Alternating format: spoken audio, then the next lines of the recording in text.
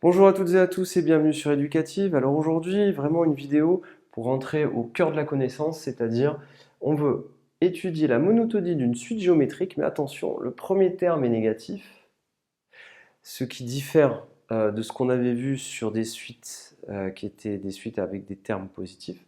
C'est une suite géométrique de raison Q, mais attention, U0 est négatif, ce qui veut dire que tous les termes étant donné que Q est positif, ce qui veut dire que tous les termes de la suite sont négatifs. Et cette étude-là, on ne l'avait pas faite. Alors pourquoi est-ce qu'on va faire une démonstration spécifique ici? Parce que vous avez vu une vidéo précédemment qui disait « pour étudier le sens de variation d'une suite, c'est très simple, on calcule un plus 1 sur un. Si c'est plus grand que 1, eh bien la suite est croissante. Si un plus 1 sur un est plus petit que 1, la suite est décroissante. » Mais attention, il fallait absolument que les termes de la suite soient positifs.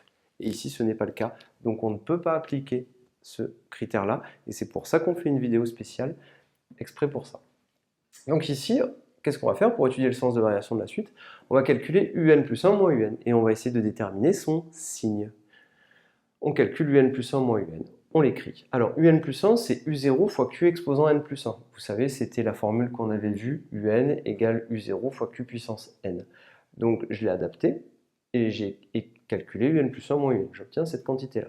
Maintenant, je ne perds pas de vue ce que je cherche. Rappelez-vous, sur Éducative, on a toujours une seule et unique idée en tête. Qu'est-ce que j'ai? Qu'est-ce que je veux prouver? Et vous essayez de faire le pont entre ce que vous avez et ce que vous voulez prouver en utilisant des définitions et des propriétés. Qu'est-ce que vous allez faire ici? Vous cherchez le signe. Pour avoir le signe d'une quantité, rappelez-vous, il faut avoir un produit. Rappelez-vous bien de cette histoire. Quand vous avez un plus et un moins, et que un nombre positif multiplié par un nombre négatif, vous avez le signe, c'est moins.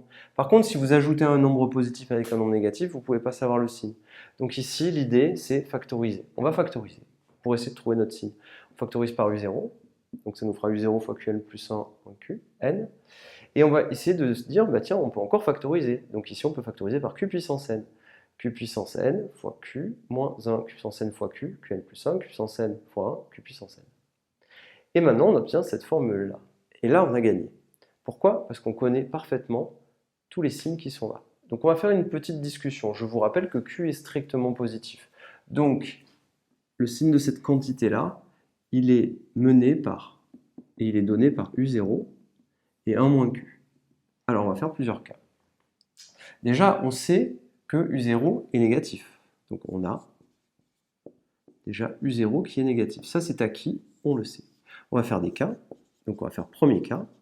Et on va encore une fois, raisonner par ce qu'on appelle le raisonnement par disjonction des cas. Alors sur éducatif, vraiment, on va au bout des choses, donc je vous dis des choses que peut-être le professeur ne dirait pas par manque de temps. Non pas qu'il ne le sait pas, mais par manque de temps, on ne peut pas forcément tout dire. Donc là, on va raisonner par disjonction des cas, et oui, Q est positif, donc on va faire plusieurs cas. Alors, premier cas, eh bien, on va faire le cas si Q est égal à 1. Et oui, si Q est égal à 1, qu'est-ce qui se passe? 1 moins 1, ça fait 0. Ça veut dire que pour tout n, un plus 1 moins un égale 0. Ça veut dire pour tout n qui appartient à n, vous avez un plus 1 moins un qui est égal à 0. C'est-à-dire, qu'est-ce que ça veut dire? Ça veut dire que pour tout n appartenant à n, un plus 1 est égal à un. Et donc, si pour tout n appartenant à n, un plus 1 est égal à un, et bien c'est aussi égal à u0, et bien la suite un, elle est constante dans ce cas-là. Le premier cas est réglé. On va regarder le deuxième cas. Qu'est-ce qui se passe si Q est strictement plus grand que 1? Eh bien, si Q est strictement plus grand que 1, 1 moins Q sera négatif. U0 est négatif. Q puissance n est positif. Donc on aura moins, plus, moins. Au final, moins et moins, ça fait plus, puisqu'on a affaire à des produits. Donc on aura un plus 1 moins un qui sera, du coup, positif. D'accord, je répète, hein, U0 est négatif, 1 moins Q est négatif, hein, puisque Q est plus grand que 1. Q puissance n est positif, moins multiplié par moins, ça fait plus, le produit de deux nombres négatifs est positif. Un plus 1 moins un est positif, ça veut dire quoi? Ça veut dire que un plus 1 est toujours plus grand que un. Si vous vous en souvenez plus, ça veut dire que si vous faites un petit schéma, là vous avez un, Là, vous avez un plus 1, et donc vous avez affaire à une suite qui est croissante. Donc ici, vous pouvez l'écrire un est croissante.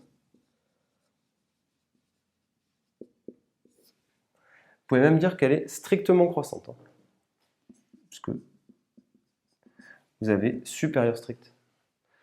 Alors, maintenant, on va faire la dernière partie, mais qu'est-ce qui se passe si jamais Q est compris entre 0 et 1? N'oubliez pas, hein, Q compris entre 0 et 1.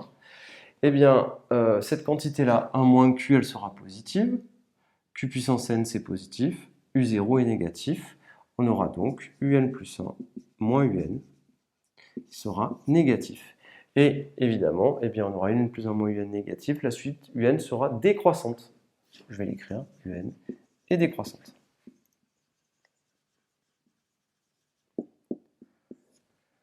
Et on a fini la preuve. Donc ça, c'est des choses que vous devez vous rappeler. C'est un exercice qui est une démonstration importante, qui est un résultat de cours qu'il faut absolument, absolument connaître.